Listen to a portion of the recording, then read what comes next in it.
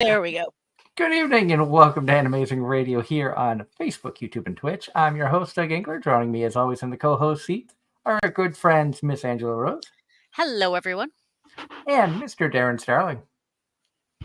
Who is not dead. We want to remind everybody that Anime Zing Radio is brought to you tonight by Home Circle Media for the latest and greatest in anime gear, everything from pens, pencils, stationery, and officially licensed art books. Be sure to check out homecirclemedia.com today or look for them at an upcoming convention near you. We're also brought to you by Triple S Lawn Care. If you're in the Raleigh-Durham, North Carolina area and you're in desperate need of lawn care, be sure to reach out to Triple S Lawn Care. They'll hook you up with a great work at a great price. Just give them a call and Darren will be happy to help you. Yep. I'm still accepting clients.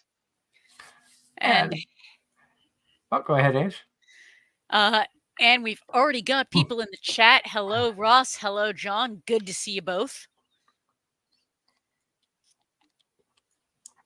And we're going to have a fun show tonight. We're going back to the open chat Q&A. So if you have questions for us or topics that you'd like to get our opinions on, feel free to throw them in the chats.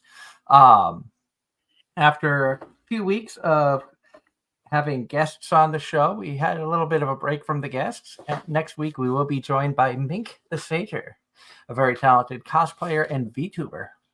We're excited to welcome her to the show. I think I heard her say she took this week off from streaming, vacation or something like that. But she was going to be coming back at some point next week. But be sure to check her out on Twitch, and it'll be fun to chat with her. Ross in the chat already saying the new trailer for Deadpool 3 is tomorrow. Yep. And other big news that came out earlier this week, and we've talked about this in past shows about Yuri on Ice. The movie has been canceled. So I know a lot of fans were really looking forward to more Yuri on Ice. The anime itself, I thought was fantastic. Ange, I think you said you enjoyed it as well. That's one that I really liked. That's very outside my wheelhouse per se, but it was so well done. And John Knight in the chat says the English dub for Jobless Reincarnation Season 2 Part 2 premiered today on Crunchyroll. They dropped that probably about 3 or 4 hours ago, I want to say now. I have not seen it in English. I am caught up in Japanese on Jobless Reincarnation, though. He also said the English dub for the Duke of Death and His Maid Season 3 premiered today on Crunchyroll as well. That's not a show that I watched. My wife did, and she's been enjoying it. I don't know if either of you had started that one. No. Wait a minute. Ross is saying season 7 trailer of My Hero Academia had dropped on Crunchy. I was about to say, wait a minute. They announced that it wasn't going to start. The season wasn't going to start airing until May. Because that one is definitely on my radar.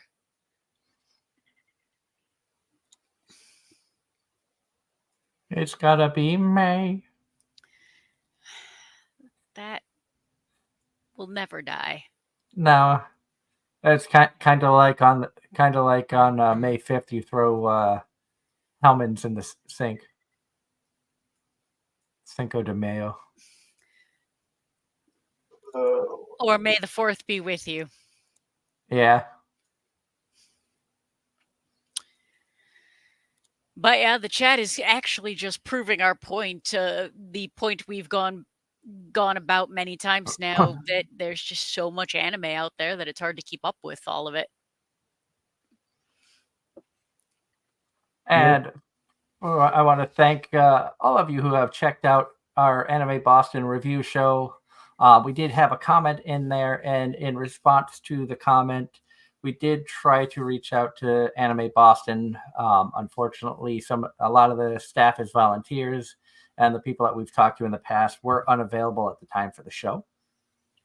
So and I don't want people to think that we were just complaining, saying Anime Boston was a terrible time. We're not saying that. We just wanted to state something that we noticed and, voice our concern about, something that they should look at moving forward. And it wasn't just coming from a press standpoint. You were able to get that point of view from multiple people, attendees, cosplayers, vendors, who saw different things that, with a little tweaking could be handled 10 times better. And it's not even like trying to get anybody in trouble. And a lot of it came down to communication. So I think that, so if we came across as we were complaining or not happy, I apologize. That wasn't our intention at all. It was more so of this is what we saw, and based on our experience of many cons throughout the years, it was things that we thought could be worked on to make the experience even better.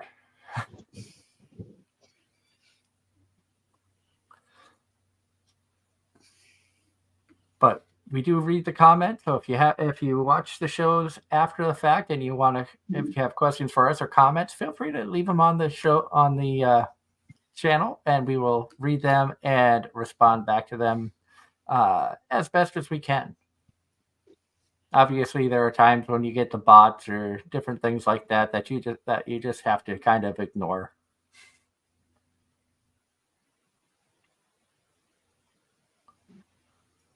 And John Knight says the English dub for That Time I Got Reincarnated as a Slime Season 3 is now streaming on Crunchyroll. So Slime Season 3 dub is streaming, and Ross says Star Wars Day is no longer called May the 4th be with you. It's now called My Hero Day. I don't understand that one either. No, I remember hearing that, and I remember not actually getting it, but whatever. And John in the chat also says the English dub for Spice and Wolf Merchant Meets the Wise Wolf is now streaming on Crunchyroll. And I was excited to hear they brought back Brina Palencia as Holo and J. Michael Tatum as Lawrence. So the original English duo is back. That makes me excited. I want to go back now and start rewatching it again in English and compare it back to the original. Oh, Ross says because My Hero Season 7 starts on May 4th. That's why. That's why. Thank you for clearing that up, Ross.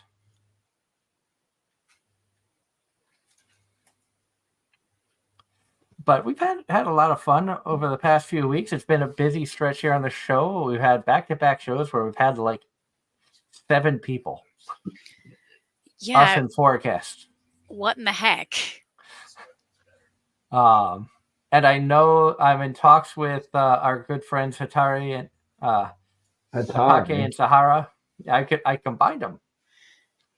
Sahara and Hatake, they are interested in coming on the show with all of their friends from their podcast, the Cosplay Collective NE, which I did listen to a couple of their shows the other day when coming home from work, and they were actually really, really entertaining. And as many times as we've had Hatake and Sahara on the show, I learned some stuff about them I didn't know, which I think would be good questions next time we have them on the show, so that all of you can learn that, or you can check out their podcast. I found it on Spotify, and I think it's just about everywhere you can find podcasts. Yep. Did you get a chance to listen to it, Ange? Or I know that you were looking for it. It's queued up on my app. That will actually be for my bike ride tomorrow. And I think they have like 6 episodes out, and their episodes are around like 20 to 25 minutes each, I think. And definitely some entertaining stuff. the first couple of episodes, they're just basically introducing themselves and who they are, what got them interested in cosplaying, and the typical introduction stuff. And then I'm sure as shows go on, it'll be fun to see them grow.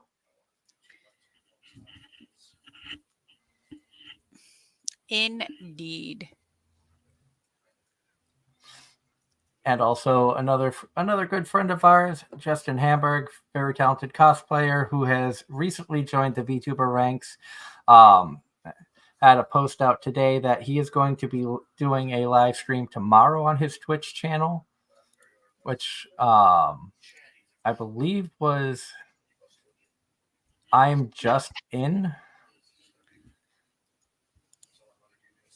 Or they're just in. I'm sorry, THEYRE just in. So they're like they are just in.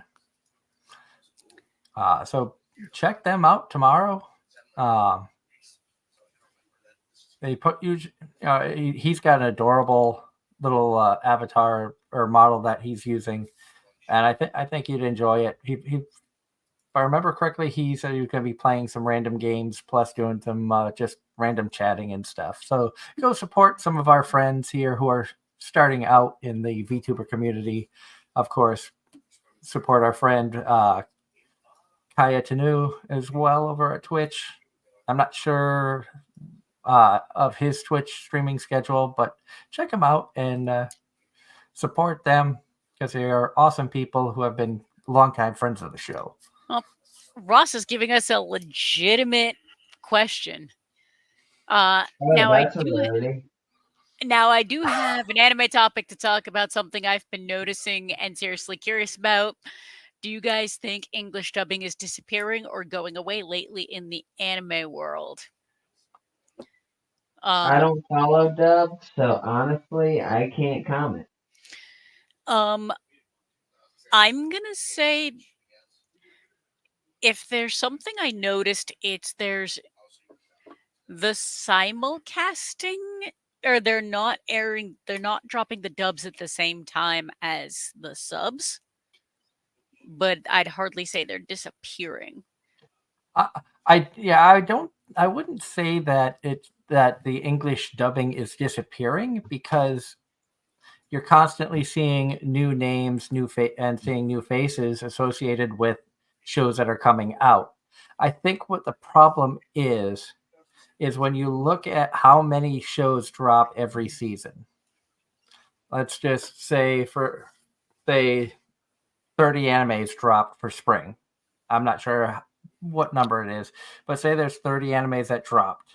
You've got multiple different companies in Japan that are producing these shows. They have a wide pool of voice actors that they can do, and that they can bring in to voice these characters. Where here in the U.S., you have Crunchyroll and Sentai Filmworks as your main source of English dubbing of anime. Now they're getting licenses for many shows, but even though a lot of people have the ability to work from home, I know a lot of companies, especially now that COVID for the most part is in the past and people are back out working in booths and things like that, they prefer people to be, in studio. That being said, you only have so much time in a day that you can have people in to record these shows, and you only have so many booths. So I think that, say Crunchyroll has 20 shows they got the license for of the 30 that are airing this season. They might only logistically have enough resources to dub 10 of them for simuldubs.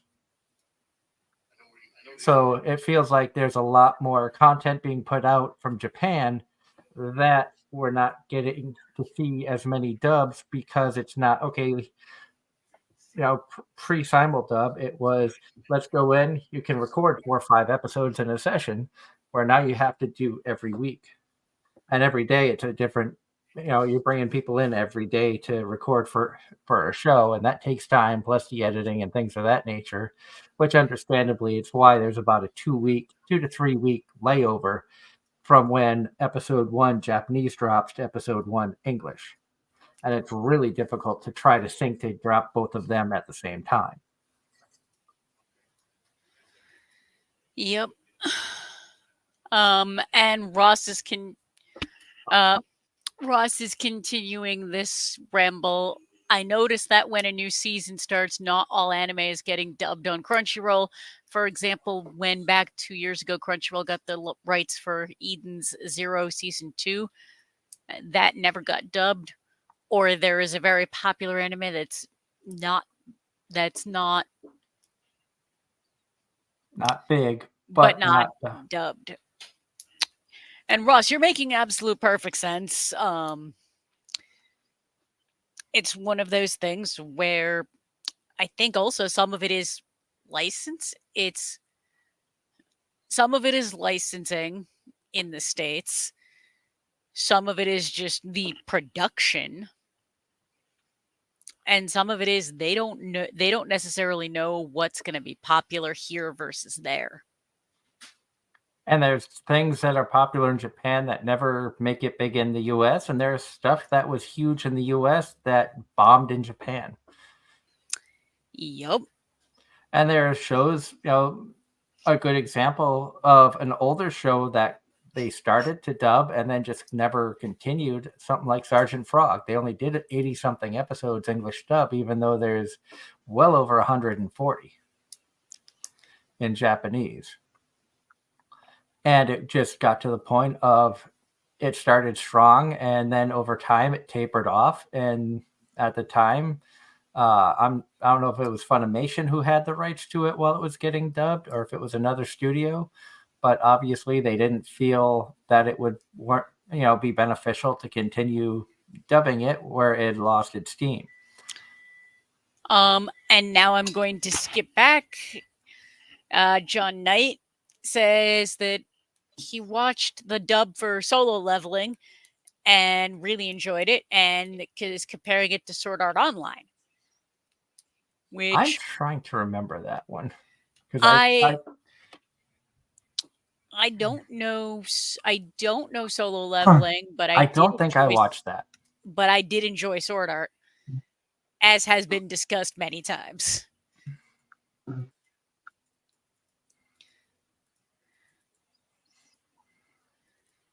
Yeah, Solo Leveling is not one of the shows I'm watching.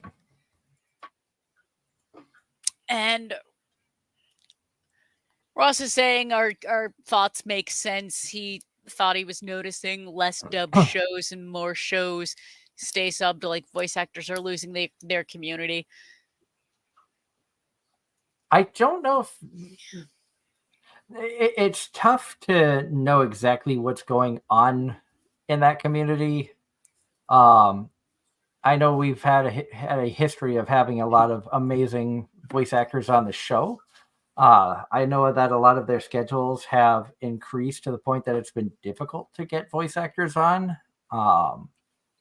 because life, the universe, and everything else. Some of them have started families, some of them have moved, some of them, their careers have taken off, or they've gone from not just being a voice actor in the booth, but that now many of them took on other roles like script adapting, producing, directing, casting.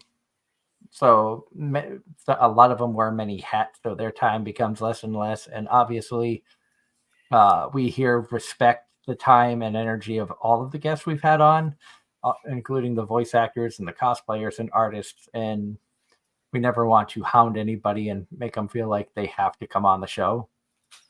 So out of respect for how busy it feels like the voice acting world has become lately, between many popular video games and anime and stuff of that nature, I've kind of relaxed on hunting down a lot of voice actors.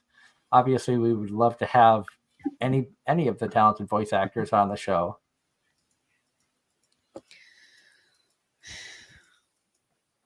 And also, I feel like as Russ says, don't get me wrong, I know we all get older and move on with our lives.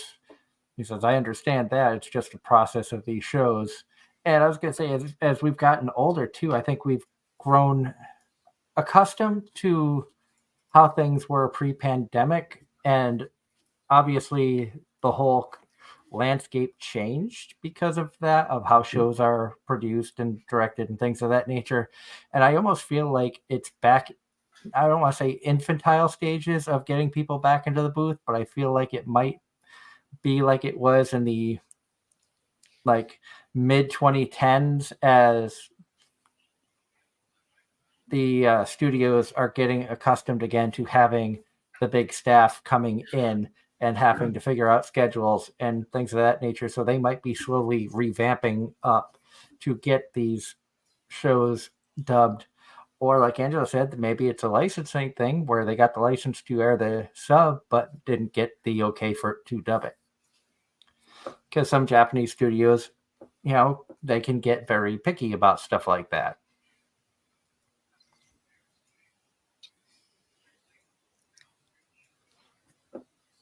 So, and a lot of this is pure speculation on our part. We are not in the industry. We are simply just fans like you guys are, and it's just like educated guesses based off of the knowledge that we've accumulated over the years of talking to voice actors and the people who work behind the scenes and stuff of that nature. So, none of this is gospel or set in stone, obviously.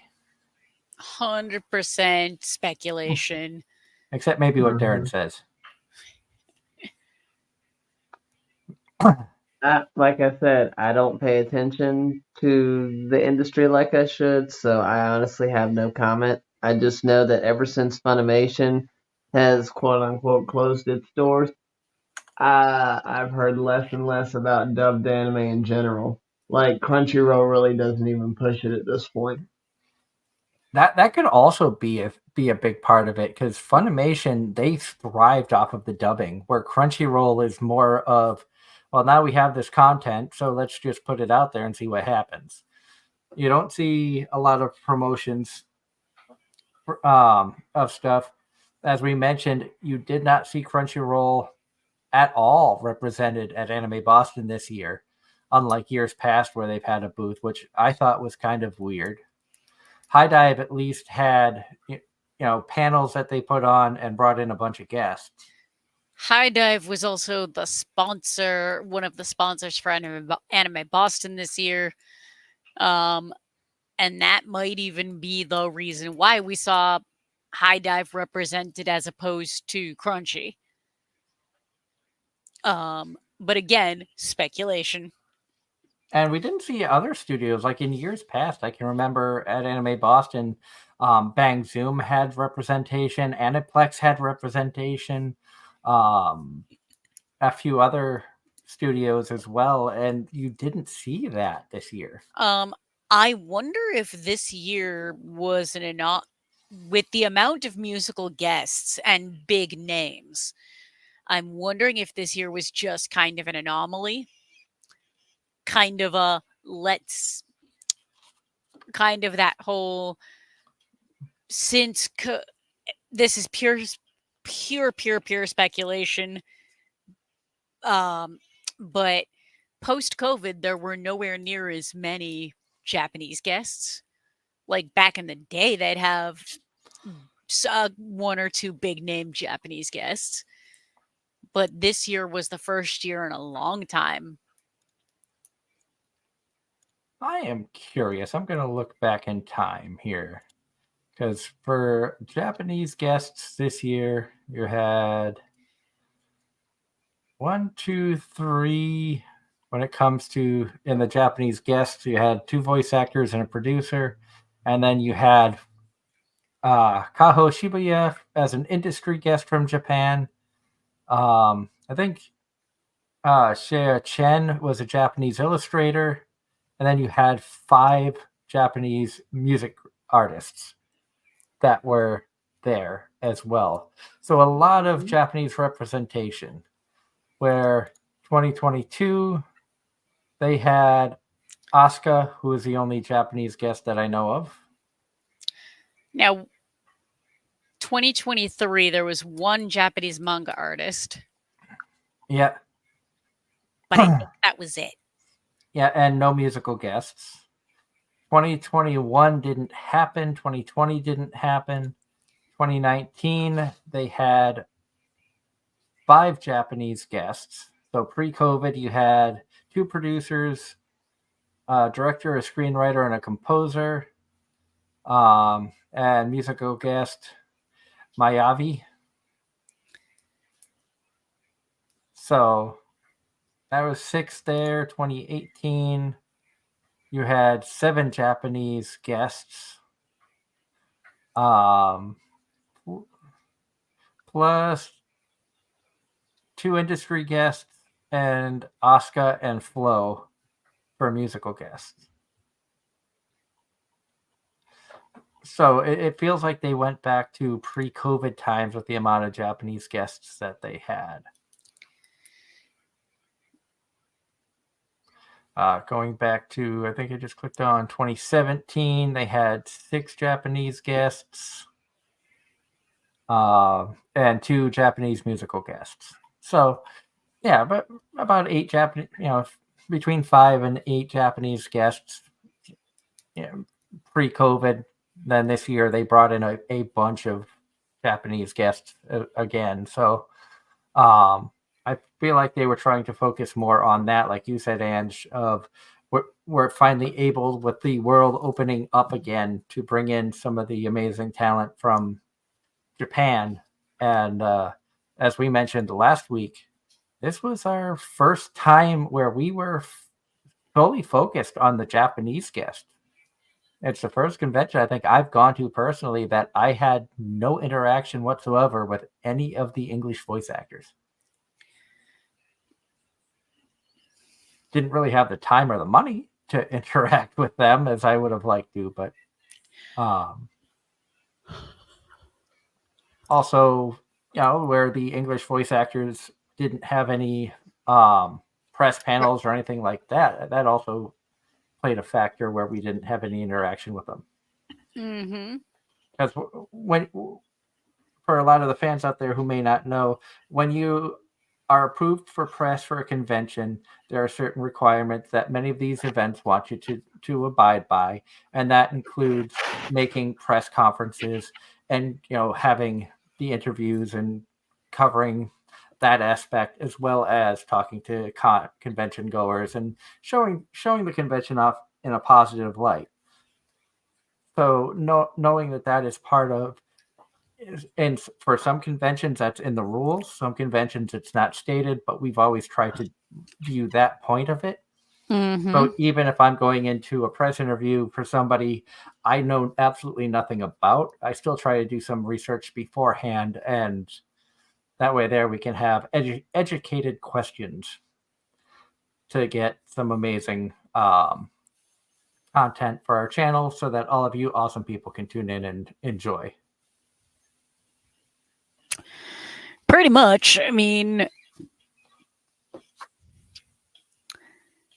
I don't watch nearly as many dubs as a lot of our audience, a lot of you all do. But when I look up an English voice actor and look up what shows they've been in, if there's a show I've seen that I really enjoyed, then I can talk to the voice actor about that show and actually have a conversation with them because that's actually meaningful. And we've had some amazing conversations with the guests at conventions over the years, especially at Anime Boston with some of the press conferences that we've been lucky enough to have. I know, Edge, you enjoyed the Dante Bosco press conference. Yes, I did. And even with Darren not being there, we got some of his questions asked to Sarah, not to Chenny. Okay, Ross has a question specifically for Darren. Mm-hmm. I'm waiting for the English dub, so I haven't seen the new season of Date Alive. But have you seen the Karumi clip that has been going around? Yep. I have. And John Knight says that he watched the dub for Sign of Affection and said that it was a very good romance anime. And thanks for the recommendation. I'm really glad you enjoyed it. That was hands down one of my top 2 from this past season. To toss up whether that was number 1 or 2, but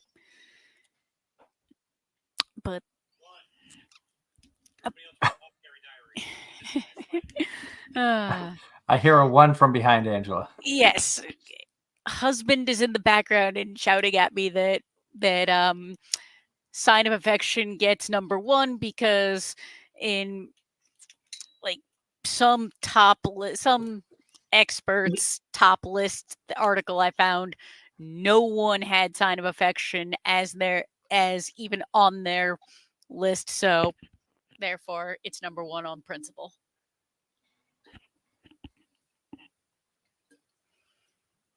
Now, looking at the shows that are out for this season, I'm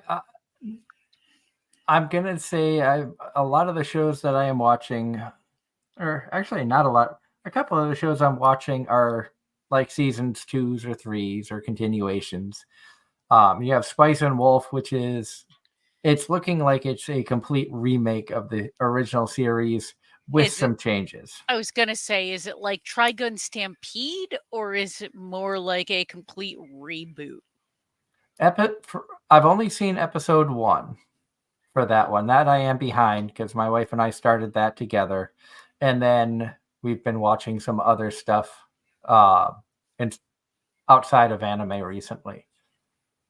And from episode 1, it felt like episode 1 of the new season compared to episode 1 of the original. Very, very similar feel, very, very similar storyline. A couple of changes that I noticed. Spoiler alert, one of the changes is his friend. In the original, it was a girl. In the new one, it's a guy. Not that that has a big effect, I don't think, on the storyline. But they did change the gender of his friend. So I'm not sure if that's going to have much effect of, like I said, if that's going to have much effect of the storyline or not. But that was one of the changes that I noticed. Obviously, a different studio, so the art's a little bit different. But I don't think it's enough to make you be like, oh, I can't watch this. It wasn't as big of a shock as going from season 3 to season 4 of DxD. And more from Ross for Darren. The trailer for season 3 of Arifhuerta dropped today as well, covering your favorite Bunny Girl arc. My favorite Bunny Girl arc? I don't know. But she wasn't even the best girl in that series. She was cute, but she wasn't the best. Well, they know you like your bunny girl, so I think he was picking on you for that. And Ross also in this case, the vampire won this one. He also says he looked up Wikipedia what volume that this new season was going to cover. Yeah, no, on my watch list, there's only one continuation, one anime that's a season X. Everything else is new or a remake, or in one example, a remake. Because, fun fact, Bartender's actually a remake. Oh, is it? Yes. I did not know that. From how many years new ago? To me. Over 10. Or around 10. Actually, I'm going to look that up because I say this and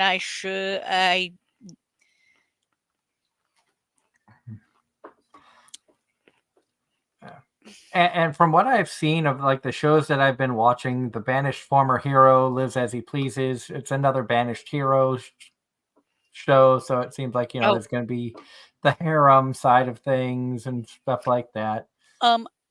I said 10, almost 20. According to my anime list, Bartender, the original, debuted fall 2006. Bartender Kami no Glass is airing now.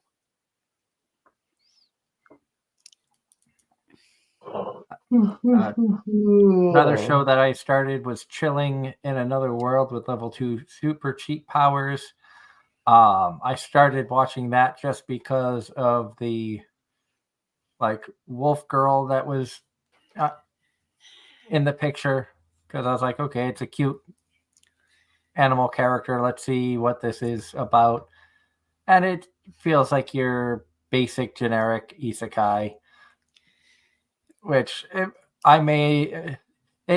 hasn't shocked me or overwhelmed me or been like, oh, this is an amazing show. I think it's just one that I'm going to watch for the sake of watching. And now we've got more. Hello to Sharka, who had just joined the chat. Hello, Sharka.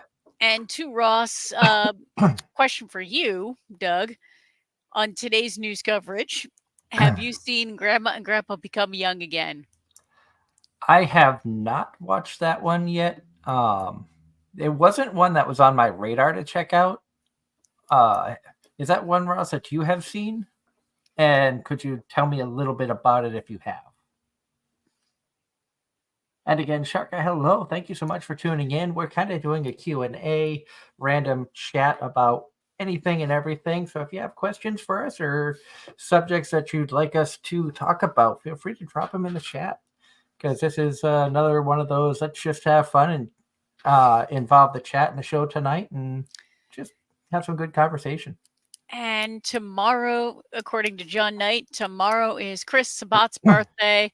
The notable roles include Vegeta and Piccolo in Dragon Ball, Zoro in One Piece, Ram in Show by Rock, Ayame in Fruits Basket, and Kristoff, I'm not even going to try and pronounce that last name, in Yuri on Ice. I think it was Giacometti. Don't know if that's right. It's either Giacometti or Giacometti. I didn't want to be the one to butcher it. That's okay. I butcher just about every name, so I'll take the bullets. So a big happy birthday to Christopher Sabat for tomorrow. We've had him on the show many years ago. But that was a fun interview. Given some of this chat, I will say we are all fairly, at this point, I think we are all fairly predictable in what we notice, what we watch, with a handful of outliers. Which I kind of snickered before the stream started. Angela mentioned that she had caught up on Bartender, and she's like, how do you like this show? Because I've been enjoying it. And that surprised me because that's more in line with some of the stuff that I like. And Doug and I rarely agree on anime, in case y'all hadn't figured that out by now. I think this is number 4 or 5 since Angela's joined the show a couple years ago that we've actually agreed on. I think me and her have agreed on more anime in general. Agreed, actually, because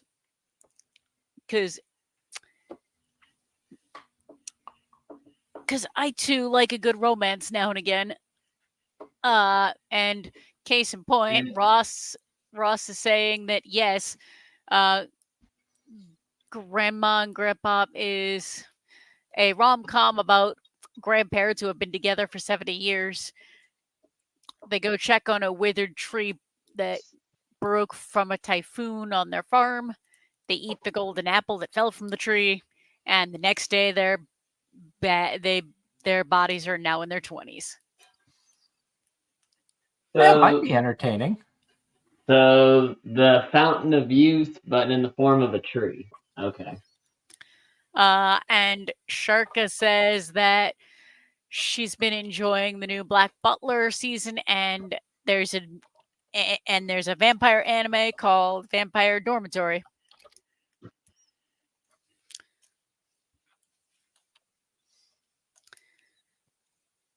The last vampire anime I watched was Owari no Seraph. I'm trying to think. I don't remember the last vampire. Maybe Call of the Night. The Oh, last I forgot about that. the last vampire anime I watched more than a couple episodes of was Mars Red.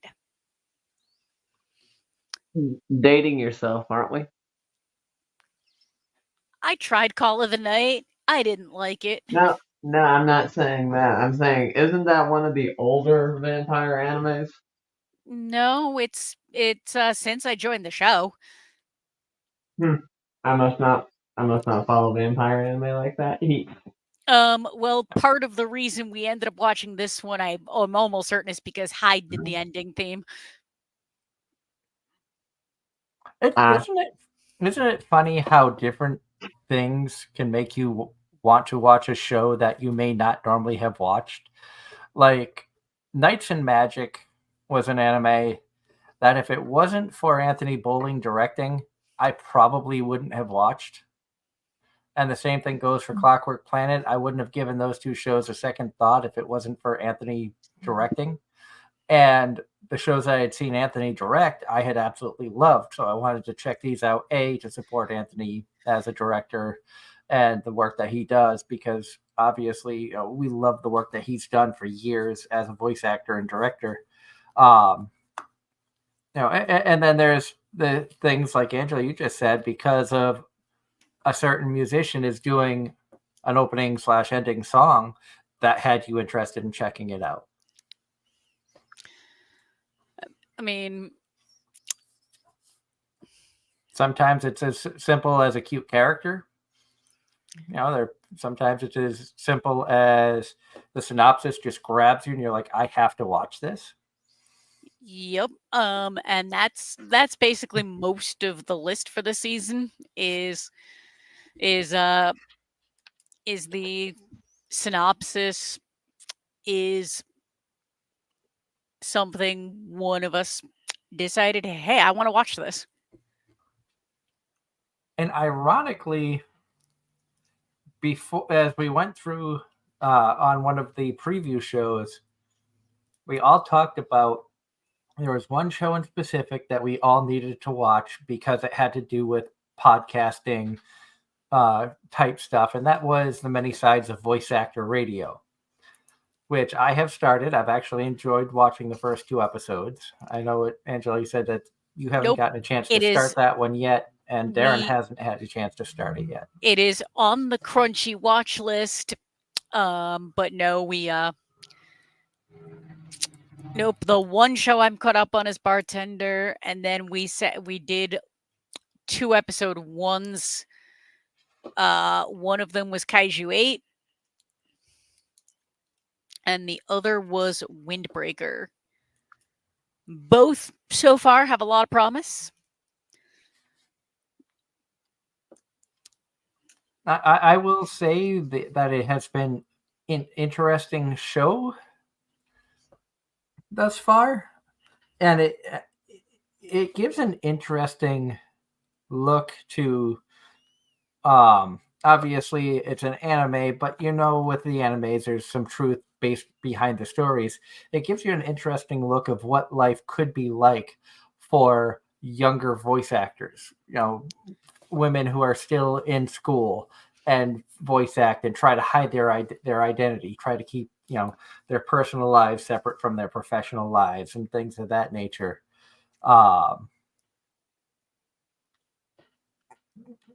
Just it's been interesting first couple of episodes. I don't want to give away anything because I know Angela is going to watch it, and I'm sure Darren, when he has a chance, will watch it as well when his schedule will allow. And the chat's going off. John Knight says they keep hearing about Kaiju 8 online, and points out that that's one of the few where both the sub and the dub are being released simultaneously. For episode 1, because they did some sort of special, the dub for episode 1 was out before the subtitled version. And Ross, I don't like the wolf girl because she has terrible personality of cheat level 2 skill.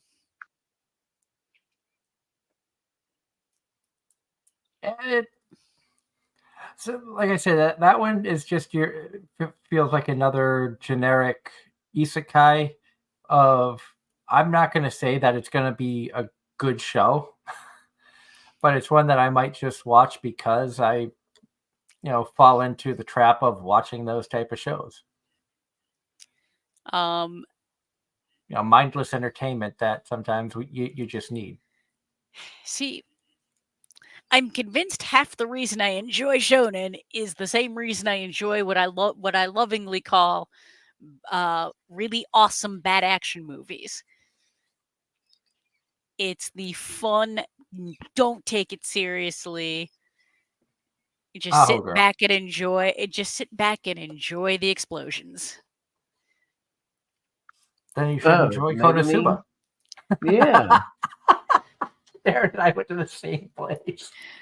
Because with explosions, how can you not? You did walk into that one, Ange. I know. Then why do you think I'm not retaliating? Because he deserved it. Now, Darren, did you say that you started watching season 3 of Konosuba? Yep, I got the first episode in, and then that was all I managed to get into it. Poor Cosmo. I was gonna say, what was your impression on that first episode? I know Ange isn't gonna watch it, so we don't have to worry about spoiling anything for her. Poor Cosmo. Doesn't know what he wants. Yeah, that was definitely an interesting dream he had, which led him to act as crazy as he did. He was even crazy for him. Yeah. See, it reminded me of what was that anime last season that I didn't watch but was on my list? Tenshura, the one where the guy tries to go become a monk and then that just doesn't happen.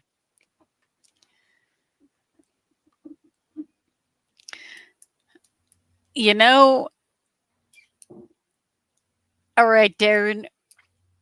How much was on your list for last season that you never got around to? Maybe 4. 3 or 4.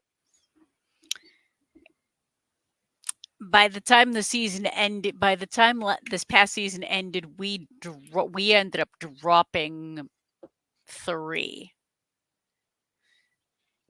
The only one from last season that I started and have not finished is Hokkaido Gals, which I was catching up on earlier today, and then I made the switch to Mushoku Tensei halfway through it. No, we basically finished we got to a point where we were finishing up last season one show at a time because we'd gotten that far behind where we just binged the last 3 episodes of one show, the last 2 episodes of the next, and so on and so forth. And then we just got to a point of, do we care about the last 3 episodes of this show? Nah.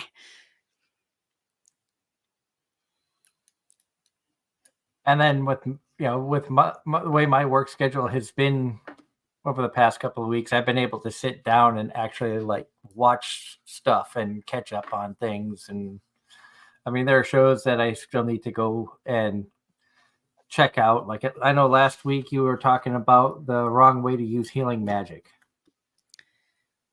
And so that was one I wrote down, but I haven't started that yet.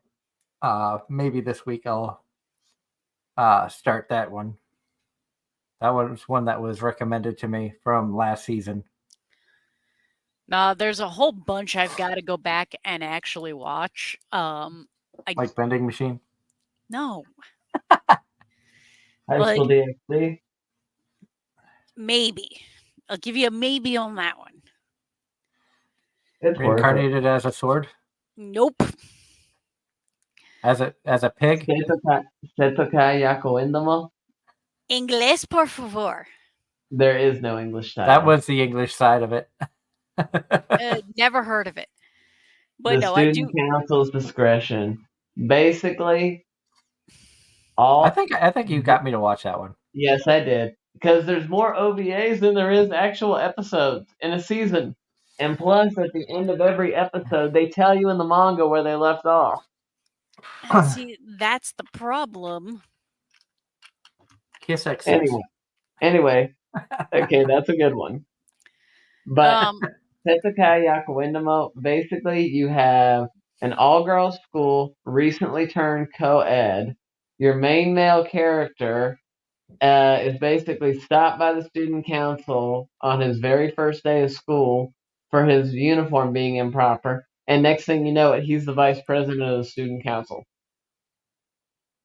And hijinks ensue because it takes time for the girls to get used to guys being in the school, conversations, and there's just sexual jokes and jokes in general flying everywhere in that series. Like it's nothing but like constant comedy. Like constantly. but no, I have a laundry list of things I actually want to go back and finish, but I don't have time these days. John Knight in the chat says that he has added My Happy Marriage dub on Netflix.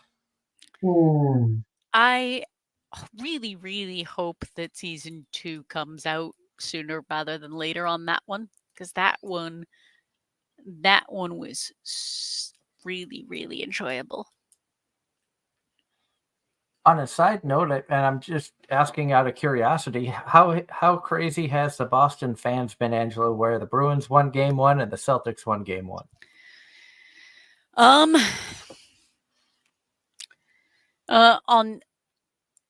On various Facebook pages, it's been nuts.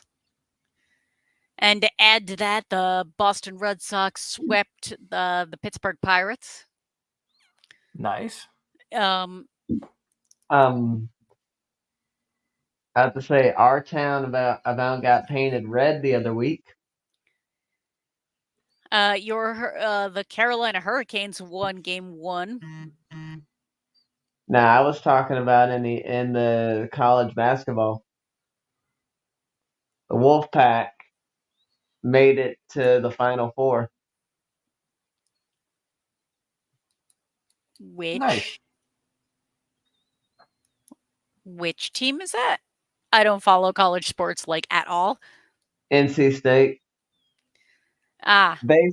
Basically, if you were to come down to North Carolina, we have the Battle of the Blues, and we have Carolina versus NC State. Those are the two biggest games in the state, period.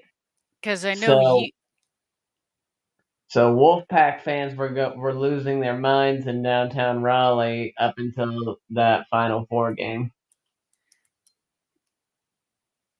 Because I know for a while UNC was good as well. Well, that's the thing. State beat UNC, which was shocking. But hey, I'll take it. Because Duke and UNC are two of the top basketball teams in the college series, period. And the fact that the Wolfpack beat them this year was shocking. But hey, I'm up for a miracle.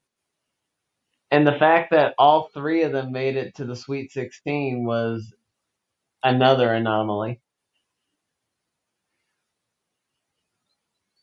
In the chat, Ross says that he forgot to say this, so just post a quote here in the chat. Seth MacFarlane says that a Family Guy movie will happen one day. I have known what that movie will be for 15 years, and I just haven't had the time to get to it. Well, let's see. They were too busy doing the Family Guy and Simpsons movie. How many years ago has that been now? I don't know. It took him like 8 years to bring out a second season of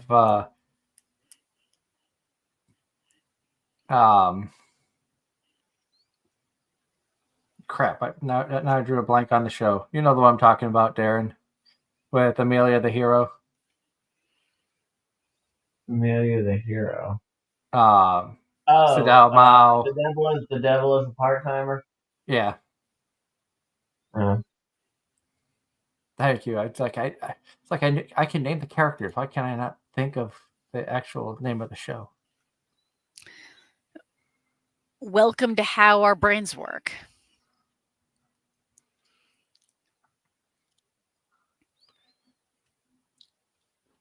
But yeah, I mean, there's been a lot of stuff going on. I know that they on the Facebook page there was a few guest announcements and stuff.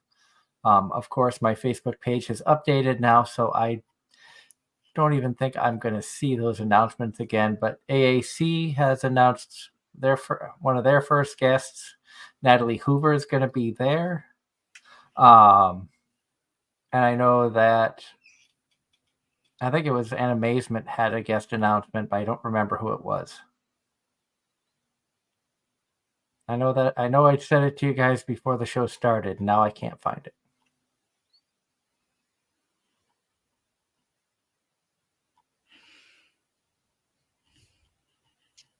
Which isn't that always the case.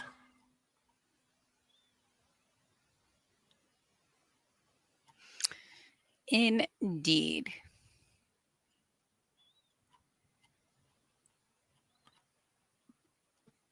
So, any other good news that's been going on for you guys? As I was saying before we went live, this afternoon we went and saw the Spy Family movie, Code White. I will not spoil it because that would just be rude of me. But if you get the chance, take it's a fun movie.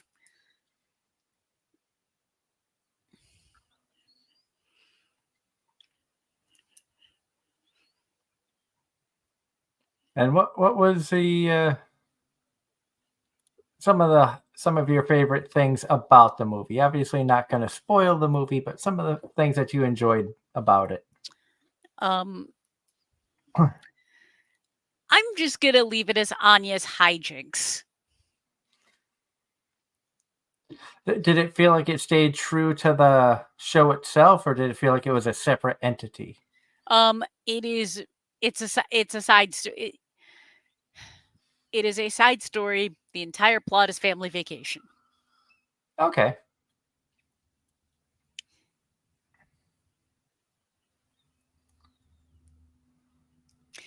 And of course, Anya gets into some hijinks. When does she not? Exactly. Hence, that's not a spoil. Anya getting into hijinks is not a spoiler. I did enjoy seeing a lot of the photos posted on social media by some of the voice actors from their premiere that they had. Yeah, it was kind of neat to see so many of the voice actors together to enjoy the fruits of their labor, including Megan Shipman and many others. I think Megan was actually able to voice Anya for that one.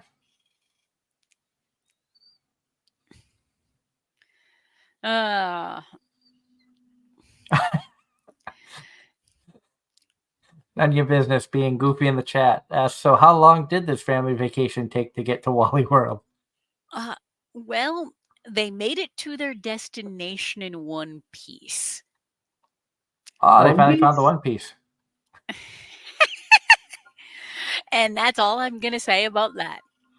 I would actually think that Lloyd would be capable of finding the One Piece, knowing him. Yes, but it would take Yor to defend it. And it would take Anya just to be Anya and everything would come together. And Ross in the chat says, so back to anime. Promise I was happy of what happened. Will not spoil if you're watching, but if you're not caring, I will say on the new episode of Archdemon Dilemma, How to Love Your Elf Bride. I do want to see that. Okay, I've seen clips from it. I think I saw a brief clip or photo of it scrolling through Facebook earlier, which it seems interesting. Not sure if it's one I'm going to watch or not, but it seems interesting. We end up with a lot of those. We also end up with a lot of shows promising like a season 2, and then you have to wait forever for it. And then they get canceled. Now, things like still waiting for season 2 of Killing Slime for 300 years, season 3 of Love Live Superstar. I'm not sure when that's going to be coming out. And when Yuri on Ice, when you're bringing this back full circle, when Yuri on Ice aired at the end of season 1, they teased SCU in season 2, and season 2 has yet to happen. Ross, I'm gonna say, please don't spoil for now. Because Darren plans on watching it, and it's a potential for me. So we will say no spoil at this point. In 2 or 3 weeks, sure. If no one's watched it, then we can revisit that. And John Knight is saying that Archdemon Dilemma does have an English dub on Crunchyroll. It's interesting which shows do and which shows don't.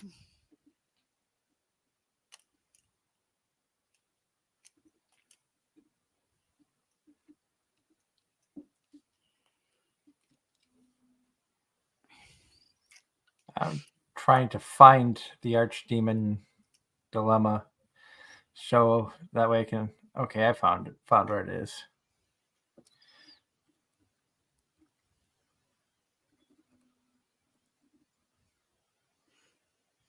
Just making notes of shows to check out if I have the time this week.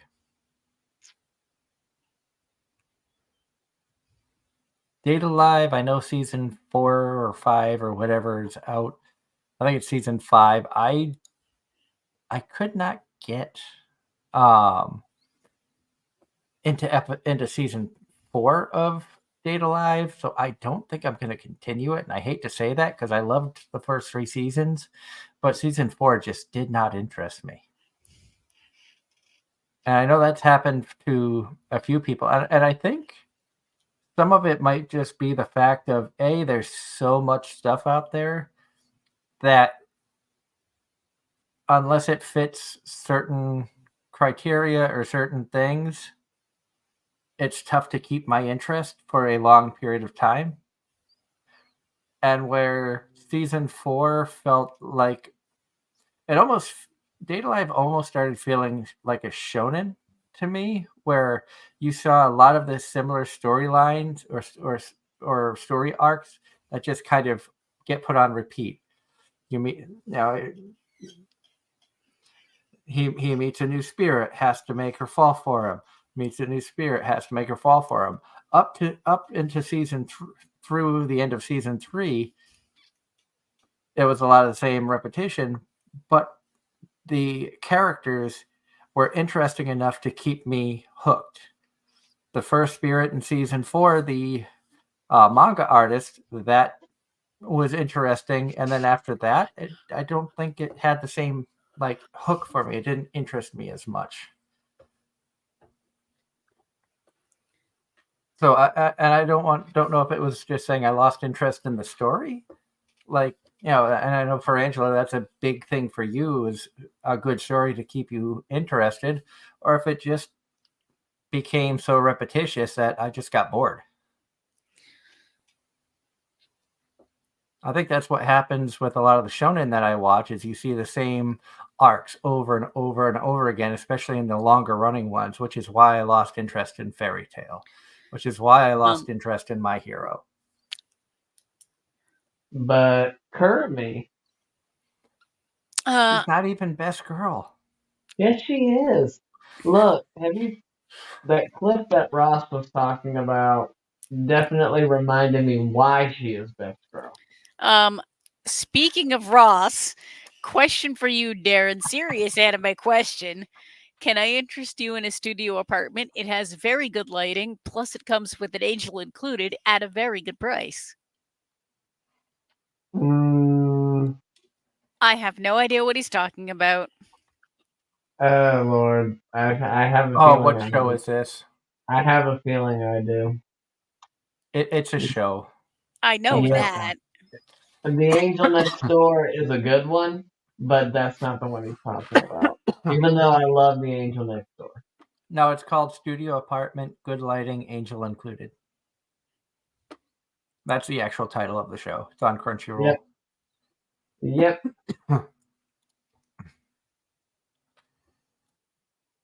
Yes, that was on my list. Thank you for reminding me. As Darren list continues to grow and grow and grow. Mm-hmm. Indeed. Of which he'll probably watch 4. If that.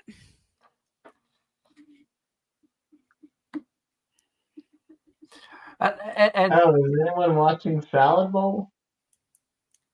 I've heard good things about it from my friends that are watching it. Salad Bowl? Yes, Yeah. I remember discussing this during our preview look at the list, but that's a negative on my end. I've heard nothing about it. A salad bowl of eccentrics. I don't even remember hearing about it, so have not been watching it, obviously.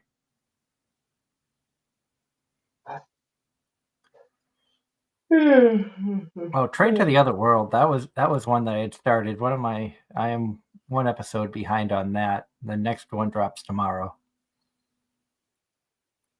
That one's been interesting. Like I think, as I mentioned before, the first episode is extremely trippy.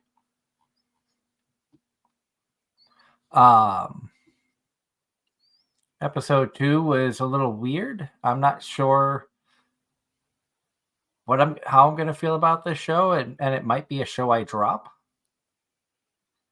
But I'll at least check out, probably wait till tomorrow and watch the next 2 episodes to see if it's something I'm going to stick with. I've heard mixed reviews of it. Like I said, if you want something that just kind of is absolutely out there, weird, watch the first episode. I don't think it's overall a bad anime. I just don't know if it's one that's going to keep me interested like some other shows.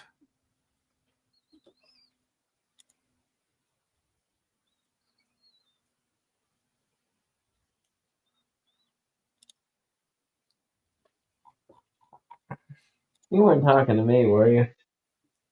No, I was just talking in general. Oh, sorry, I got distracted. I have shiny object syndrome tonight. Yep, and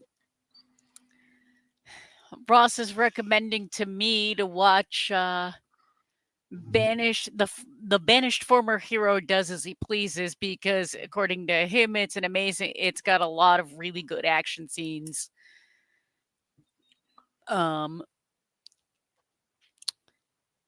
That will get lumped as a maybe.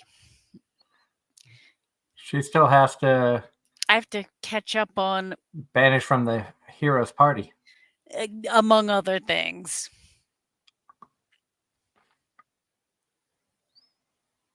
Now, just out of curiosity, for all of our viewers in the chat right here, do any of you, like, I know we've had some VTuber guests on in the past, do any of you actually watch the VTubers or follow them at all? Or do you watch any of the Twitch streamers and things like that? Because I learned something yesterday watching Fillion, a VTuber on Twitch.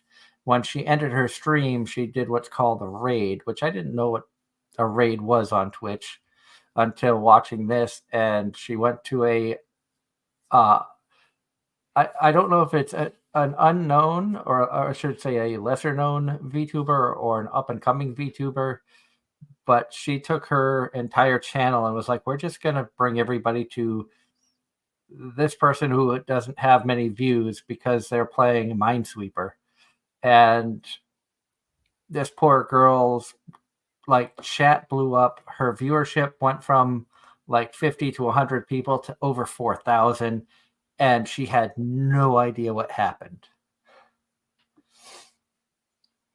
I thought Fillion was a guy. I think I think Fillion is.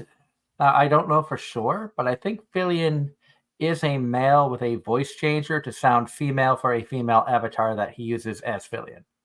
That's my understanding as well. And the only reason I know of him is because of Facebook will sometimes pop up reels of VTubers, but Rena Luskper, or however you want to say it, that's the one that always pops up in my feed for some reason.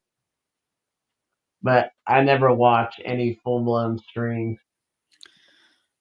And Ross is actually agreeing with that, saying that he watches clips, sometimes videos, but never follow or subscribe of only one.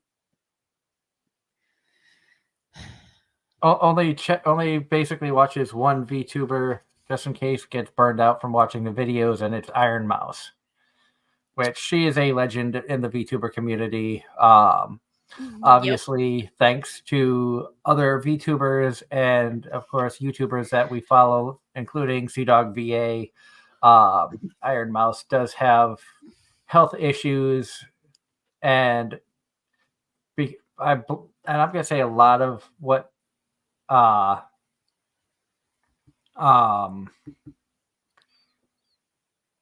lost thought. I think a lot of the reasons that Connor does the charity bike rides for the IDF is because of his friendship with Iron Mouse.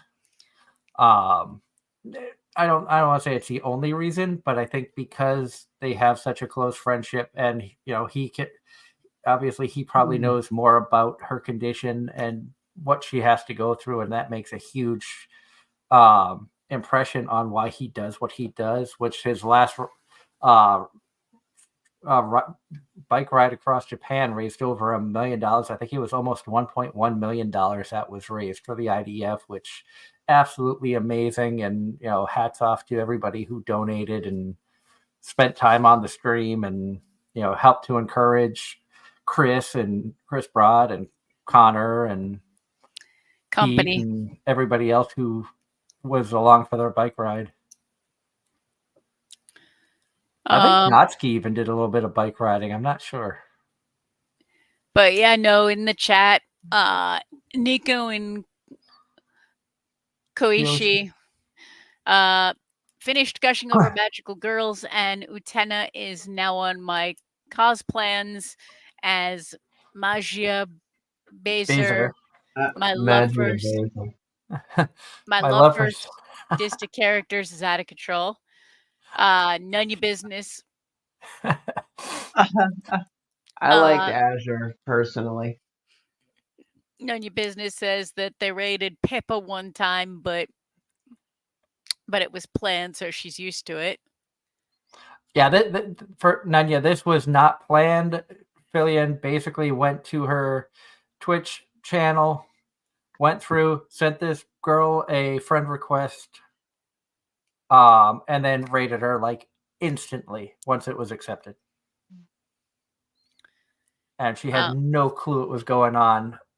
But because of Fillion doing that and Fillion's fans being there and enjoying the content, a lot of new follows for this VTuber, a lot of subs were gifted or bought. So she gained a lot of new viewership because of that, which I think that's pretty awesome when a more well-known streamer will go and seek out somebody who doesn't have a lot of viewers. That's something that I used to do when I would watch Twitch a lot, would be to find somebody who's got like 10 or less viewers and just check out what they're doing, even if it's for a short time. And then John Knight says, Psy YouTuber is Alejandro Sab, who voices Gabimaru in Hell's Paradise, Dea Aruma in 86, and Blitz Anderson Moriarty the Patriot. Also, Amelie is a VTuber as well. My friend, one of my friends is dabbling in the VTuber world as well, right? Yeah. I think he's made And mention of it several times. and John Knight is confirming your comment, Doug. Monarch VTuber is Amelie, who voices Uta in One Piece Red, Pain in Show by Rock, and Noir Fashiros in Kuma Kuma Kuma Bear. Kuma Bear.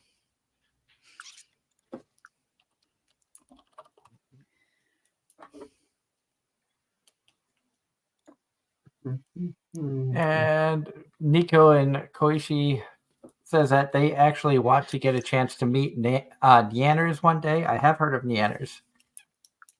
I haven't watched much of Neanners, but I do know who they are. I've been slowly growing my VTuber knowledge and trying to watch different people.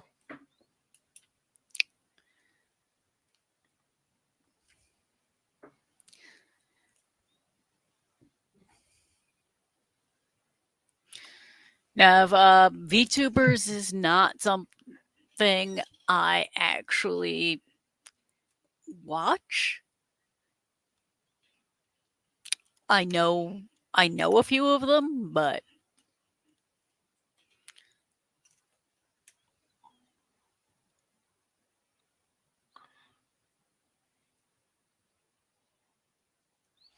And None of Your Business says Dan Fan is popular enough to start attracting false reports if you're familiar with them. I am not familiar with that VTuber. The ones that I see a lot, Ren Penrose, a lot of their videos come through my like YouTube and Facebook Shorts. Fillion, Iron Mouse, obviously, Bow the Whale, Shy Lily, and then some of our New England area friends that have been starting up the VTuber stuff. We were there for Justin's first VTuber stream. Been able to catch a few of Mank the Satyrs shows recently. Kaya Tanu, when I'm around and able to watch them, I would check them out as well. It's a growing thing. Obviously, as a content creator, I try to keep an eye on a lot of stuff. I would love to try many different things, but don't have the time or the finances to do it. I think VTubing might be something fun to try, but obviously, as we've found out, there's a huge investment that goes along with that. Just about anything there's a huge investment into nowadays, and some excessively so. Oh yeah. At some point, we'll have Darren VTubing as a lawnmower. Look, I should have started YouTube years ago. With how big some of these lawn care channels are now, I should have done it years ago. Yeah, you still can. True, but it's going to be harder to break into the scene now.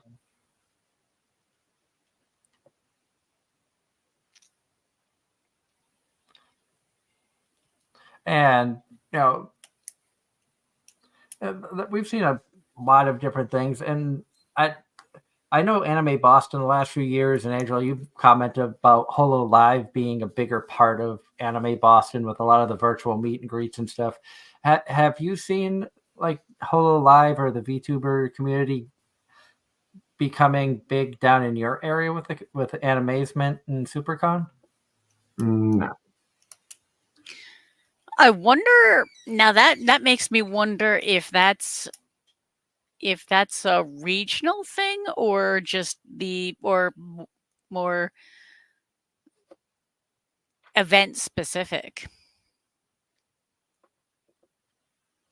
Because I know the conventions down there are good sized cons, so it has me wondering why like they wouldn't want to have a bigger representation, especially with how the VTuber world has been growing. I wonder, and Or is correct it? me if Oh, go ahead. another speculation, and correct me if I'm wrong, but I'm wondering if it's a lot of the cons up here are becoming a lot less focused on one specific thing. And I'm wondering if that's just the regionals, if that's just localized and like the convention, because from what I'm seeing on social media, hence correct me if I'm wrong, but it seems like conventions elsewhere seem to still be more focused on either anime or industry or comics or whatever, I and less mean, focused on trying to do all of it. I also wonder too where Boston is like a bigger market like New York, LA, and Raleigh is not a huge market when it comes to the global world, so to speak, of entertainment. Is that also a factor of why? Okay, well, Boston, they bring in a huge attendance. It's a huge, it's not far from New York, so we get a lot of New York people who come in, so we can get seen, and that's where you get a lot of the VTuber panels and the VTubers who show up because of the connections between Boston, New York, and And then you've got obviously LA is huge, and for San West Coast. Diego Comic Con is basically an everything event. And then you've also got, I want to say Dallas also has a lot of events that are a little bit of everything, but Dallas is also kind of an anime hub. Yeah, the DFW area for a long time was, Funimation and Sentai Filmworks. And with Funimation now going basically closing their doors and going Crunchyroll, I don't know if that means that a lot of the work that Funimation was doing is going to get outsourced to studios in LA, New York, and home studio stuff, or if there's still going to be a lot of work in Dallas at the old Funimation studios. It's tough to know for sure what's going to happen. And a lot of that, I think, goes back to Ross's earlier question about it. Does it feel like there has been a decrease in anime dubs as opposed to the subs? And, a lot of it could have to do with the Crunchyroll and Funimation stuff going on. As the show kind of connects back to an earlier question. Took a long way to get there, but we got the answer back finally.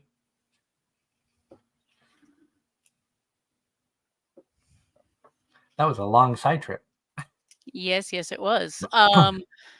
Ross in the chat. I heard Martin Scorsese, who directed Wolf of Wall Street, wants to make a Frank Sinatra biopic starring Leonardo DiCaprio as Frank and Jennifer Lawrence as his second wife, Ava. I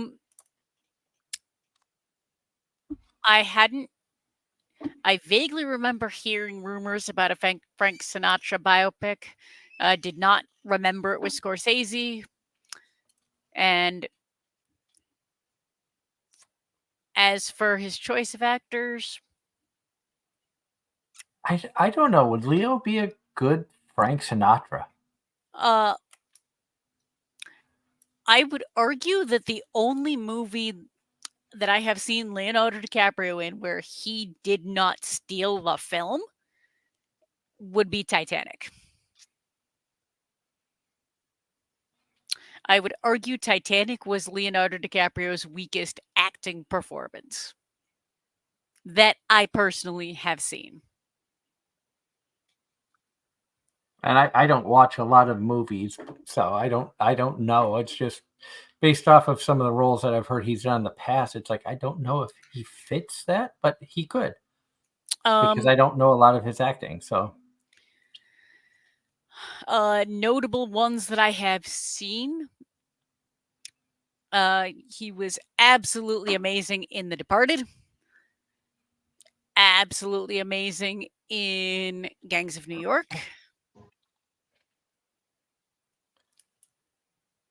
And I know I've seen more than that. Those are just the two that come to mind immediately. now, how would it? And this is just a fun hypothetical question, but could you imagine Leonardo DiCaprio in an anime doing an English dub? Imagine him as somebody like All Might or You know,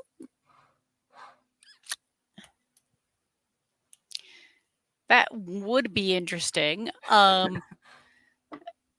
That being said, while it's not anime, uh, there was a Marvel animated series on Disney Plus called What If, and a lot of the casts, a lot of the actual movie cast reprised their roles for the animated versions.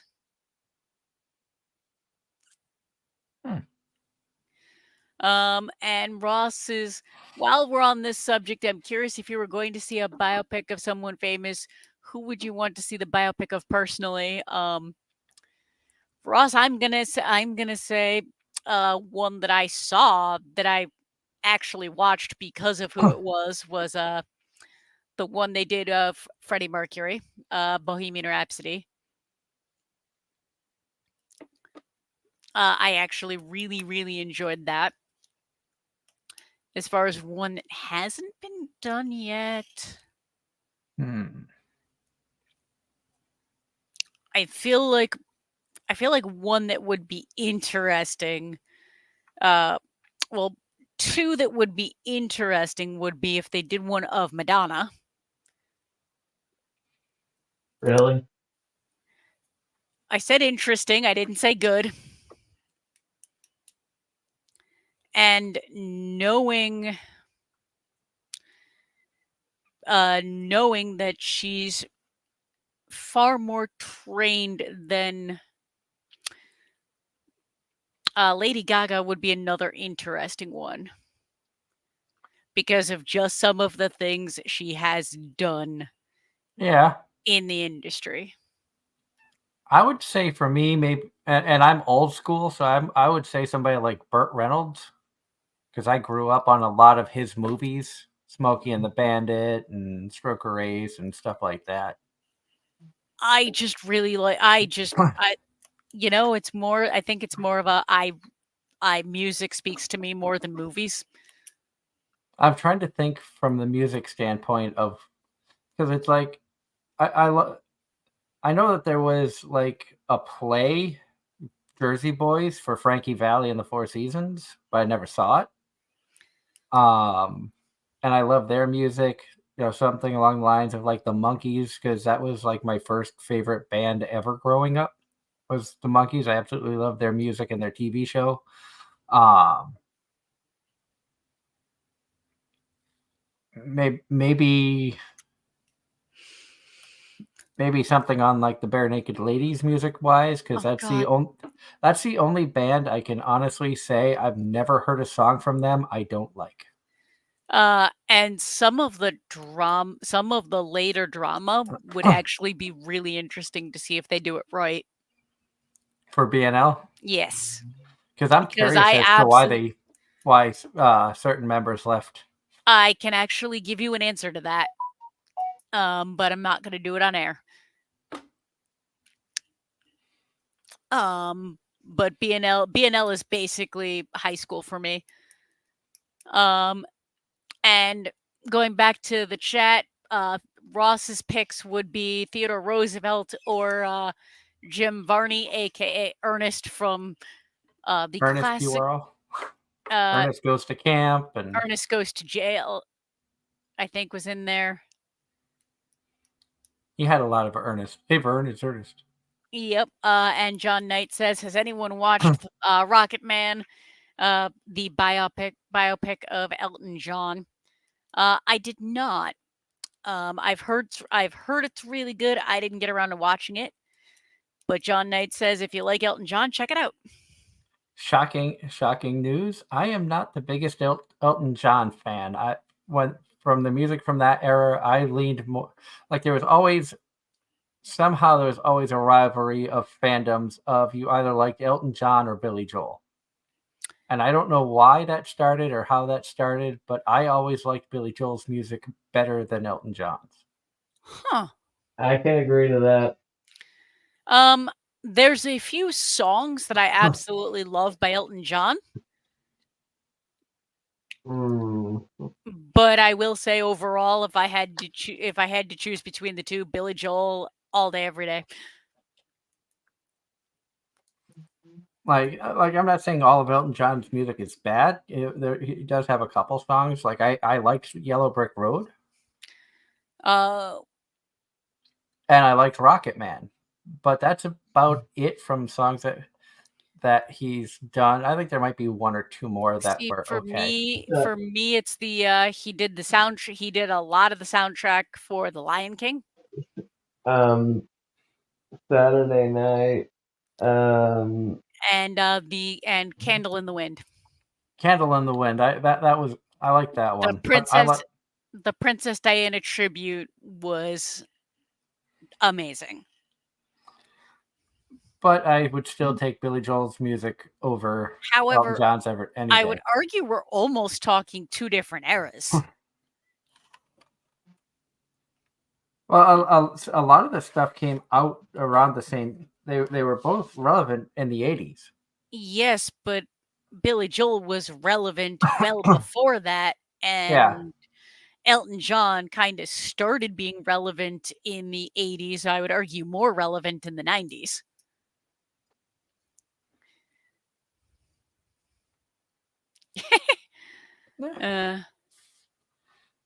Ross says, Angela, don't forget Tiny Dancer and the Female Dog Is Back song. Yeah. Speaking of Billy Joel, Doug, new single out. He put out a first new song in a very long time, went up on YouTube recently. Oh, I'll have to look for that. Maybe check that out after the show. It is very on brand Billy Joel. And I don't want people to think that I am a Billy Joel fan because I live in Pennsylvania and work in Allentown. I didn't even make that connection. I should have. Did I make you guys actually go and look at the parody of "We Didn't Start the Fire"?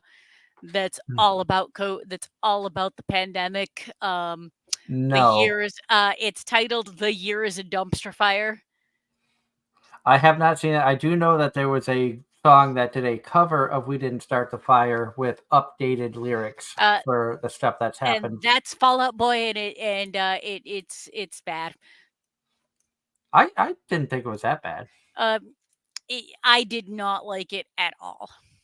I mean, it's not as good as the original, but it's very hard sometimes when you do something like that to make it as good or better than the original. Although I will say there was one I find are hit or miss. There's one song that I absolutely hate, but I found one version of it that was like, you know what? This person singing this song actually did a good job on it. The song I absolutely hate is "Hey Ya" by Outkast. I think it's one of the worst songs I've ever heard. And then during Connor's stream, I watched Iron Mouse covering it, and Iron Mouse sang that song in a karaoke. And she did a really, really good job and made it actually sound good. I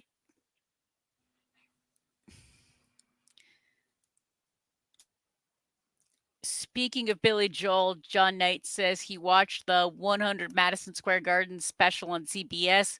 So great, but at the end it interrupted because of the local news, and that was a disappointment.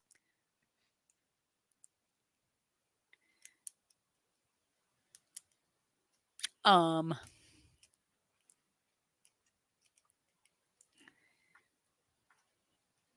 And he says that he's surprised I said that. I'm not sure which part of it surprised him.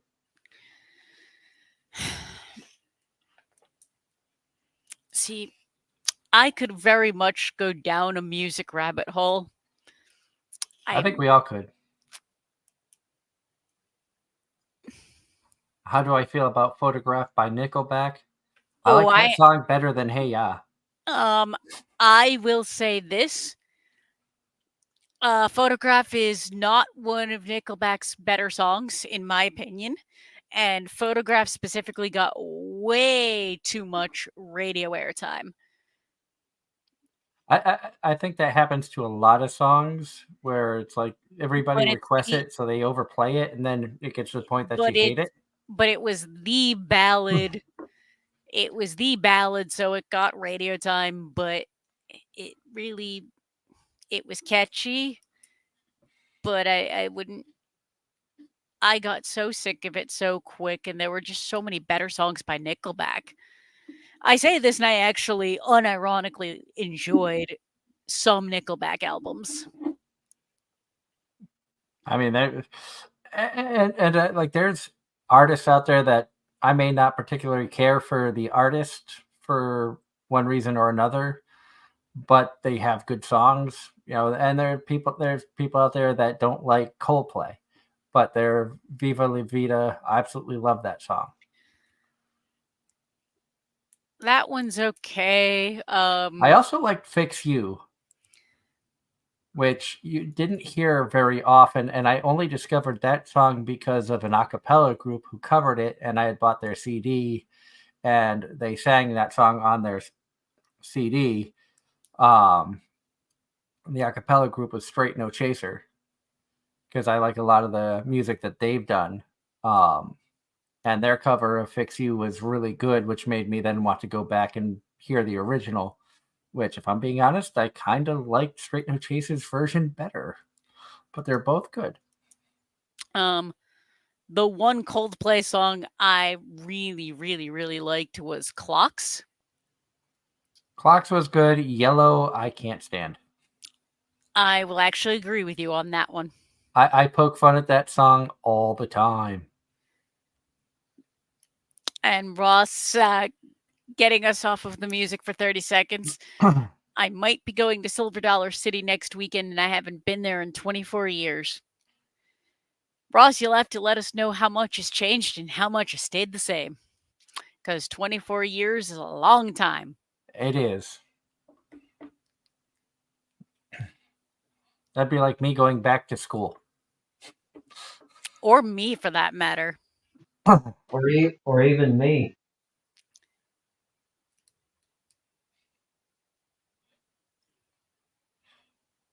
God, I feel old having the realization that in 2 years it would be 30. It would have been my high school 30-year reunion.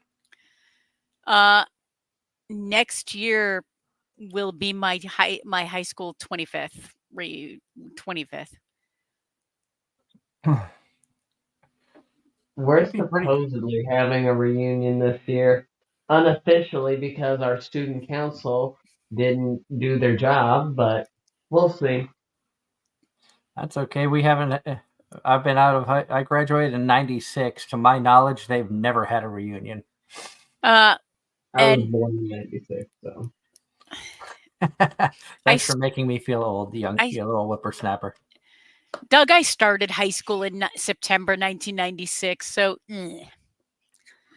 And John Knight bringing this back around to Outkast. Hey Ya was a successful song, went to #1 on the Billboard Hot 100 chart, won a Grammy Award for Best Urban Alternative Performance in 2004. I absolutely hated that song. Agreed. Granted, I think half the reason I hated it is because A, it got way too much Overplayed. radio time, and B, my Right. sister absolutely loved it, and she and I did not agree on music at all in the slightest when we were that age. I would have to listen to the song because I don't. I've probably heard it, but I don't remember. I guarantee you've heard it.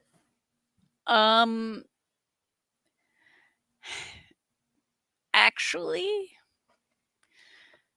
there's a non-zero chance he hasn't. Don't forget, I was listening to predominantly country for the past 23 years. I didn't start listening to a lot of other stuff until literally the past 5 years or so. That was part of where I was. That's part of it, and I know down south that the radio stations are predominantly country, rap, and Christian. Yep, that and rock has found its way into it, and then you got a couple that are oldies, and then you got talk radio. Yeah, and all of the rock and most of the rock and metal stations up here have gone away, and that makes me sad. Well, Uh, I still make people mad going down the road because I have my stuff turned up if they're lucky enough to hear it over my truck because my trucks are loud. And I laugh because I remember delivering pizza, cranking baby metal through my car speakers on a college campus and being stopped by people being like, "Dude, are you listening to baby metal? That's freaking awesome." I remember driving home from work one day. Uh, I had a Dragon Force playing loud enough, and I had my windows rolled down because it was summer. And someone actually asked me, said, "That sounds like Dragon Force, is it?" I'm like, "Yeah, this is the new album that dropped a few weeks ago." And yeah. Doug, was it Krusty Krab pizza or just Domino's? It was just Domino's. That's the only pizza company that I've worked for deliveries was Domino's. To address Ross's previous comment, he graduated high school in 2010 and didn't go to his 10-year reunion because he heard going to reunions are pointless. It really does depend. For some people, you are absolutely correct. It depends on how big your class was and if you were actually friends with a lot of people. I also think at 10 years, not a ton has changed. I think like if my high school did a 30-year reunion, I would want to go. My a 10-year reunion for us, I'd say half my classmates have gotten married. I skipped my 10-year reunion because at that point in time, there was only one person that I went to high school with that I still was on regular speaking terms with. And for my 20-year reunion, it was they scheduled it for it was originally scheduled for the fall of 2020. We all know who that turned out. And then when they finally rescheduled it, it was so last minute because it was wait and see because, 2020 and 2021 being what they were, that by the time it finally got rescheduled, so many people didn't and nobody cared.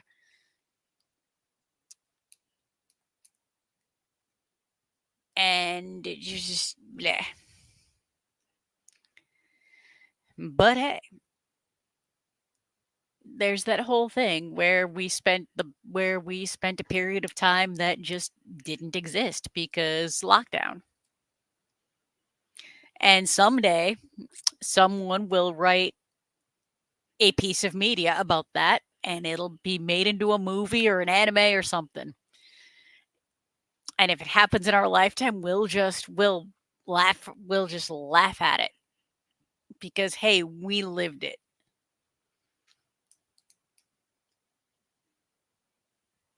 Yeah.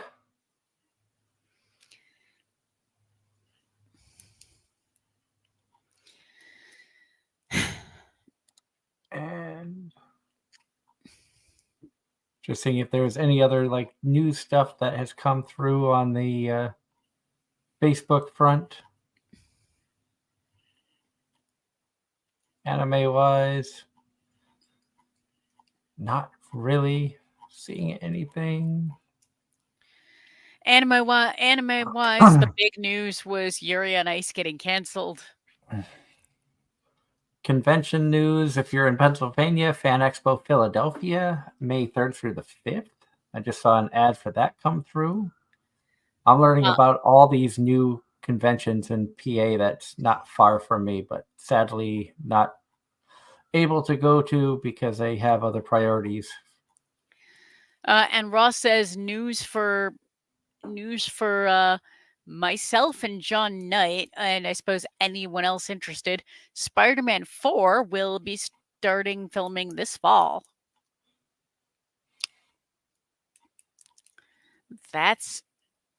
Now the real question is, Ross, which Spider-Man is it gonna be? Because they opened up the multiverse.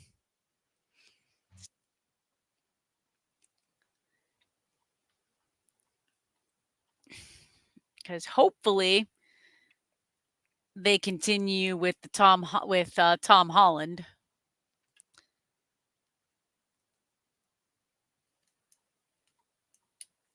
Now, talking about superheroes and stuff, what do you think would be, if you could have a superpower, what would you want? Ooh.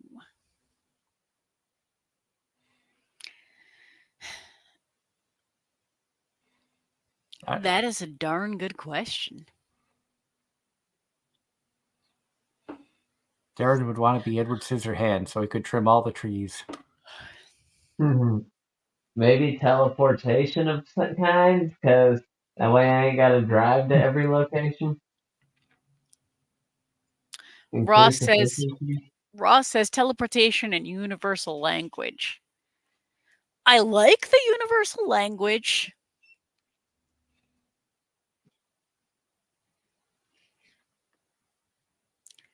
I don't know. I think an ability like Chameleon, where you would be able to fit in any country, know all the universal language stuff, and be able to handle like every situation, no matter how good, bad, or stressful it could be. So in other words, you're a Ditto. Yeah. Or Mew. Mew could transform better.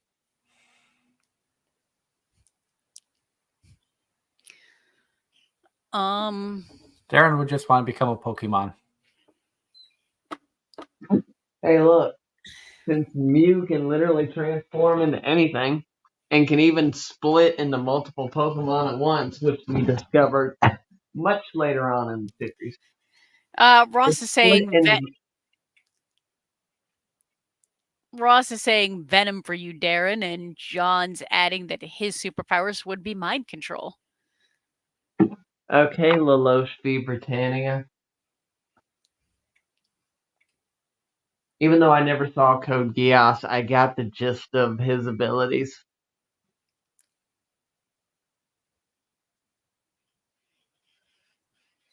Speaking of which, have y'all seen the Anime's Got Talent video? No. Okay, we'll have to watch that afterwards. It's like a 2-minute video.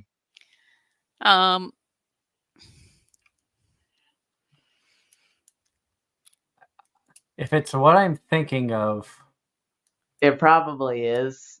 But it's kind of like the America's Got Talent, but yes. Yeah, I have seen that. Yeah, that's actually entertaining. Well, that was back when AMVs were good. So, to both of you, have either of you watched, and I suppose anybody else can chime in as well, Jujutsu Kaisen? No. Now, would you both agree with me that that's a show that is very highly overrated? Yes. I would agree that it's very highly overrated. I just don't I haven't watched anything of it to know why, but the hype. I, I think this is where I kind of fall into some of the similar mind frame of you, Angela, with Freerin of so popular, so talked about that you want to wait for the hype to die down before checking it out. Jujutsu Kaisen, I've heard so much about, seen so many people talk about it, and I think because it's a shonen, I have no interest. That is fair. I ask because I was having a conversation with somebody on Friday about this, and it's someone I hadn't seen in a while, and we both watch a fair amount of anime, so that's kind of where the conversation went. And he was commenting about how right now one of his favorites is Jujutsu Kaisen, and I just basically reacted the same way to that as I do to you guys on Isekai, and just kind of gave him a hard time because I think that that show is very highly overrated. Not bad, just overrated. And I've not actually watched it, but again, I've heard way too much. I, I I think for me, I kind of put it in the same category as JoJo. And JoJo Uh, is a different beast. JoJo is a whole nother ball game. And Uh, JoJo cannot be in the same category as anything else. Well, the reason I say it is overrated because everybody talks about it, but I haven't seen it, so I can't specifically say why I Um, feel it's overrated. and Ross says he's not interested. He's all about the romance. And I will say some of the ones he suggests that Ross has suggested have actually been really good. John Knight watched the dub for Jujutsu Kaisen seasons 1 and 2, and apparently it made a Guinness World Record for the most in-demand animated TV show. Huh. That's cool.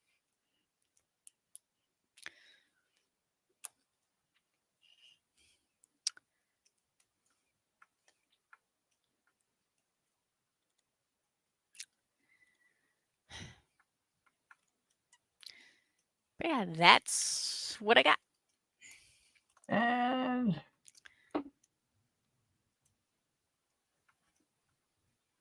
that is interesting. I didn't know that. That it was a. Neither did I. That's the great What? thing about it. Jujutsu Kaisen made it to the Guinness World Record for most in-demand animated TV show. That's kind of sad, to be honest. But that's one of those none of us would have thought that. I'll be honest, I shouldn't be surprised by this, but I'm surprised that there's a Guinness World Record for that. Guinness will make a record out of anything. That hence I shouldn't be surprised, but I am. It's like Rule 32. It's like Rule 32 or 34 of the internet. If there's a record, if there's something, a record exists for it. And tomorrow is Earth Day.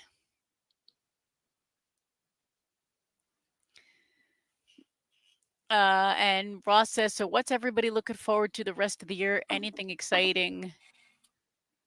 On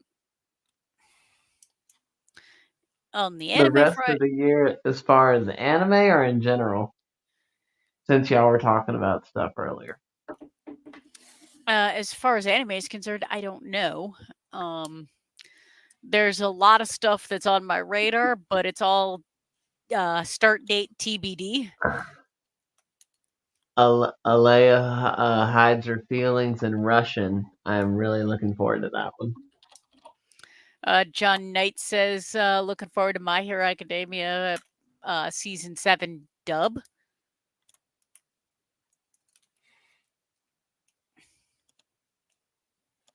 Let's see what is coming up. Oh, so in fall, Love Live Superstar third season, which is one I've been waiting for. So I guess you could say I'm excited about that because seasons 1 and 2 were really good.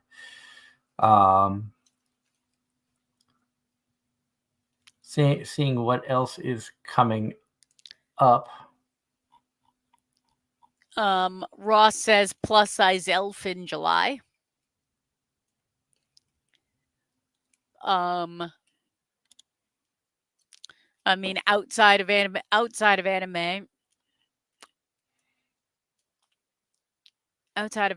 I'm looking forward to actually going to Japan.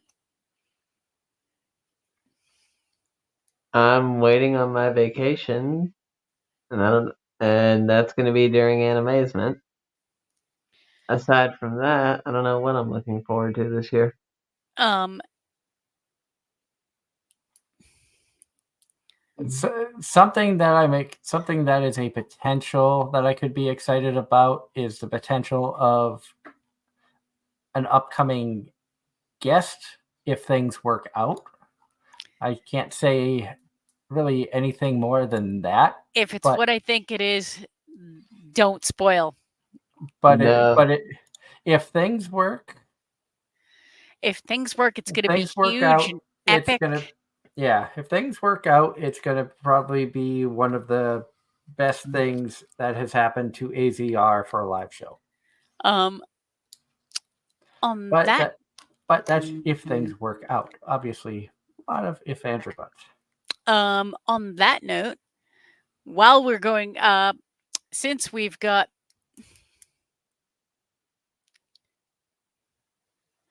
one last serious subject to talk about before the show ends. Angela, can you look this up? Did you hear that Disney Plus is going to make channels? I don't know what that means. I'm not sure I know what you're talking about, Ross. But I do know that Disney Plus redid their app and reorganized stuff, so everything's kind of in sections. Like they put all the Star Wars stuff under a Star Wars label, all the Marvel under a Marvel label, and there is an anime section. I don't know if that's what you mean.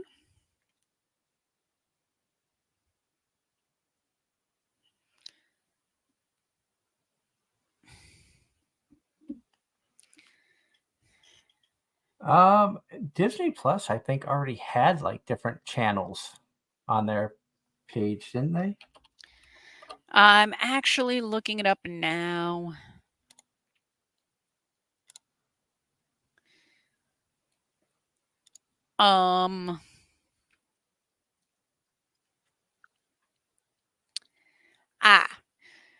Disney Plus is adding headline, and this went up about 3 days ago. Disney Plus is adding channels as streaming inches ever closer back to cable. Disney Plus is adding streaming channels. Okay, it's exactly what I just rambled off. Disney Plus's new feature will reportedly include separate channels for different types of content. This seems likely to include a Marvel channel, a Star Wars channel, animated works from Disney Pixar. They would run 24/7, include content curated by Disney. Ads go away. And this isn't new. This is apparently other services have been doing this for quite some time. It's just now getting noticed. And this is what the website looks like, where they already have the Disney Channel, Pixar, Marvel, Star Wars, National Geographic, Hulu. So you They're have using the tabs there. It basically means they're using the channel kind of incorrectly, I would argue. It basically means everything is organized the way Disney wants it to be organized, and you can jump into one section and then disregard everything else. Okay.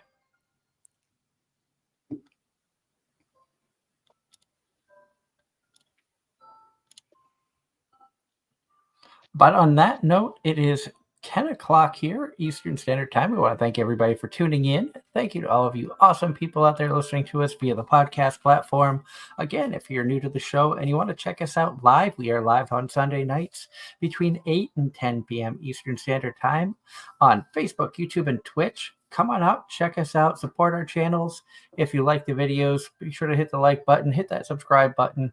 Helps to support the channel.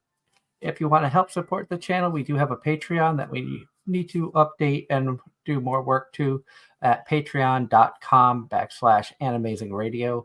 Again, we want to thank everybody for tuning in. Thank you for all of the great comments and questions in the chat. It's great to see all of you awesome people. And some food for thought. What are things you want to see us do more of? What would you all like to see? Feel asleep, fall asleep.